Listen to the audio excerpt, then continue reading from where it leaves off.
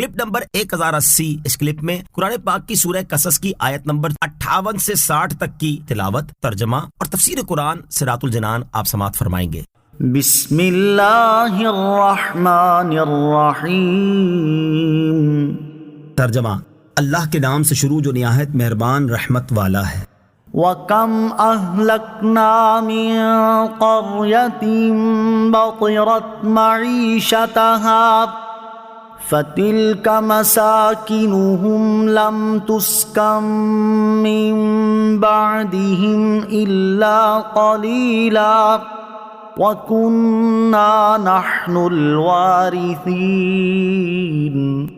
ترجمہ، اور کتنے شہر ہم نے ہلاک کر دیے جو اپنے عیش پر اترانے لگے تھے، تو یہ ان کے مکانات ہیں جن میں ان کے بعد بہت کم رہائش رکھی گئی اور ہم ہی وارث ہیں۔ وَكَمْ أَهْلَكْنَا مِن قَرْيَةٍ، اور کتنے شہر ہم نے ہلاک کر دیے۔ یہاں کفار مکہ کو ایسی قوموں کے خراب انجام سے خوف دلایا جا رہا ہے جن کا حال ان کی طرح تھا کہ وہ اللہ تعالیٰ کی نعمتیں پاتے اور شکر کرنے کی بجائے ان نعمتوں پر اتراتے تو وہ اپنی سرکشی کی وجہ سے ہلاک کر دیے گئے۔ اور یہ ان کے مکان ہیں جن کے آثار اب بھی باقی ہیں، اور عرب کے لوگ اپنے سفروں میں انہیں دیکھتے ہیں کہ ان مکانات میں ہلاک ہونے والوں کے بعد بہت کم رہائش رکھی گئی کہ کوئی مسافر یا راہ گزر ان میں تھوڑی دیر کے لیے ٹھہر جاتا ہے، پھر یہ اسی طرح خالی پڑے رہتے ہیں۔ وہاں کے رہنے والے ایسے ہلاک ہوئے کہ ان کے بعد ان کا کوئی جانشین باقی نہ رہا، اور اب اللہ تعالیٰ کے سوا ان مکانوں کا کوئی وارث نہیں، کیونکہ مخلوق کی فنا کے بعد وہی سب کا وارث ہے۔ معاشرے کو امن و امان کا گہوارہ بنانے کا ذریعہ۔ اس آیت سے معلوم ہوا کہ نبی کریم علیہ الصلوۃ والسلام کی اطاعت سے امن نصیب ہوتا اور نبی پاک علیہ الصلوۃ والسلام کی مخالفت سے ہلاکت ہوتی ہے، جبکہ کفار مکہ نے الٹا سمجھ لیا کہ حضور پرنور علیہ الصلوۃ والسلام کی اطاعت سے بد امنی ہوگی اور مخالفت سے امن ملے گا۔ حالانکہ تاریخ اس کے برعکس ہے، اور تاریخ سے ادنا سی واقفیت رکھنے والا شخص بھی یہ بات اچھی طرح جانتا ہے کہ جن لوگوں نے اپنے نبی علیہ الصلوۃ والسلام کی اطاعت کی انہوں نے دنیا میں امن پایا اور وہ اللہ تعالیٰ کے عذاب سے محفوظ رہے، اور جو لوگ اپنے نبی علیہ الصلوۃ والسلام کی اطاعت سے روح گردانی کرتے رہے اور ان کی مخالفت پر کمر بستہ رہے، وہ انتہائی خوفناک عذابوں کے ذریعے ہلاک کر دیے گئے۔ اسی بات کو سامنے رکھتے ہوئے ہمیں اپنے معاشرے میں پائی جانے والی بد امنی کی وجوہات اور اسباب پر بھی دل سے غور کرنا چاہیے، اور بطور خاص اس پہلو کو سامنے رکھتے ہوئے سوچنا چاہیے کہ کہیں یہ ہمارا تاجدار رسالت علیہ الصلوۃ والسلام کی تعلیمات اور احکامات پر عمل نہ کرنے کا نتیجہ تو نہیں۔ اگر ایسا ہے تو یقیناً ایسا ہی ہے، تو مسلمانوں پر لازم ہے کہ وہ اپنی اطاعت نہ کرنے کی روش کو ترک کر دیں اور سید المرسلین علیہ الصلوۃ والسلام کی کامل اطاعت و فرما برداری شروع کر دیں۔ انشاءاللہ برسوں نہیں مہینوں میں بلکہ دنوں میں ہمارا معاشرہ امن و امان کا گہوارہ بن جائے گا۔ اللہ تعالیٰ عمل کی توفیق عطا فرمائے۔ وَمَا كَانَ رَبُّكَ مُهْلِكَ الْقُرَىٰ حَتَّىٰ يَبْعَثَ فِي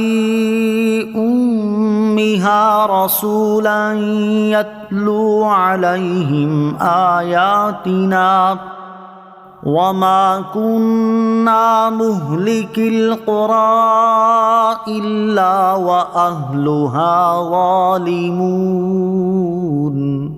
ترجمہ، اور تمہارا رب شہروں کو ہلاک کرنے والا نہیں ہے جب تک ان کے مرکزی شہر میں رسول نہ بھیجے جو ان پر ہماری آیتیں پڑھے، اور ہم شہروں کو ہلاک کرنے والے نہیں ہیں مگر اسی وقت جب ان کے رہنے والے ظالم ہوں۔ وَمَا كَانَ رَبُّكَ مُهْلِكَ الْقُرَىٰ حَتَّىٰ يَبْعَثَ فِي أُمِّهَا رَسُولًا، اور تمہارا رب شہروں کو ہلاک کرنے والا نہیں ہے جب تک ان کے مرجے شہر میں رسول نہ بھیجے۔ ارشاد فرمایا کہ اے حبیب علیہ الصلوۃ والسلام، آپ کے رب عز و جل کی شان یہ ہے کہ وہ شہروں کو اس وقت تک ہلاک نہیں فرماتا جب تک ان کے مرکزی مقام میں رسول نہ بھیج دے جو ان میں رہنے والوں کے سامنے ہماری آیتیں پڑھے اور انہیں تبلیغ کرے اور اس بات کی خبر دے دے کہ اگر وہ ایمان نہ لائیں گے تو ان پر عذاب نازل کیا جائے گا، تاکہ ان پر حجت لازم ہو جائے اور ان کے عذر کی کوئی گنجائش باقی نہ رہے۔ اور ہم شہروں کو اسی وقت ہلاک کرتے ہیں جب ان میں رہنے والے لوگ ظالم ہوں، رسول کو جھٹلاتے ہوں، اپنے کفر پر قائم ہوں اور اس سبب سے وہ عذاب کے مستحق ہوں۔ بعض مفسرین نے کہا کہ اس آیت میں مرکزی شہر سے مراد مکہ مکرمہ ہے اور رسول سے مراد نبی کریم علیہ الصلوۃ والسلام ہیں، کیونکہ آپ آخری نبی ہیں۔ موجودہ زمانے کے کفار کو نصیحت۔ اس آیت سے معلوم ہوا کہ سید المرسلین صلی اللہ تعالیٰ علیہ وسلم کی تشریف آوری سے پہلے کی وہ بستیاں جو اجڑی ہوئی اور ویران نظر آ رہی ہیں، اور فی زمانہ بھی ان میں سے کئی بستیوں کے آثار باقی ہیں، یہ بغیر کسی وجہ کے تباہ و برباد نہیں کی گئیں، بلکہ ان میں بھی اللہ تعالیٰ نے اپنے رسول علیہ الصلوۃ والسلام بھیجے جنہوں نے ان میں رہنے والوں تک اللہ تعالیٰ کا پیغام پہنچایا اور انہیں کفر و شرک چھوڑ کر اللہ تعالیٰ کی وحدانیت کو ماننے اور صرف اسی کی عبادت کرنے کی دعوت دی۔ لیکن جب وہاں کے رہنے والوں نے اللہ تعالیٰ کے رسولوں علیہ الصلوۃ والسلام کی بات ماننے کی بجائے انہیں جھٹلایا اور اپنے کفر و شرک پر اڑے رہے تو اللہ تعالیٰ نے ان کے اس ظلم کی وجہ سے انہیں ہلاک اور ان کے شہروں اور بستیوں کو تباہ و برباد کر دیا۔ وَمَا أُوتِيتُم مِّن شَيْءٍ فَمَتَاعُ الْحَيَاةِ الدُّنْيَا وَزِينَتُهَا وَمَا عِندَ اللَّهِ خَيْرٌ وَأَبْقَىٰ أَفَلَا تَعْقِلُونَ۔